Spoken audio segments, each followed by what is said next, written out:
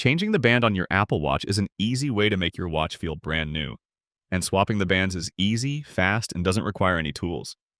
If you look underneath your watch, you'll see this round button-looking thing on both sides of the watch.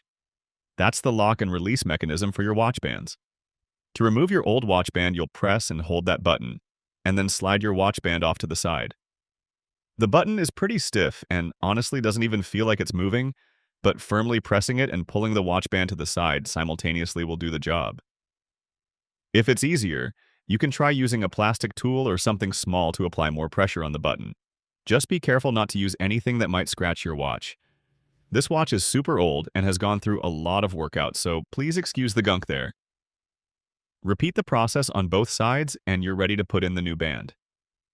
If you look at the band closely, you'll see a counterpiece for that button we just pressed.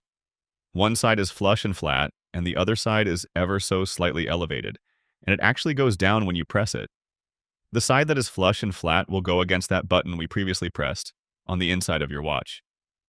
Slide the band in, and you'll feel a little click when the lock mechanism attaches to your watch band.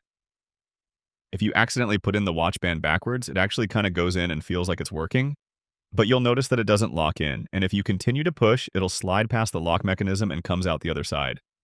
Obviously, we don't want that because it could cause your watch to fall off, so pay close attention and make sure the watch band locks in properly.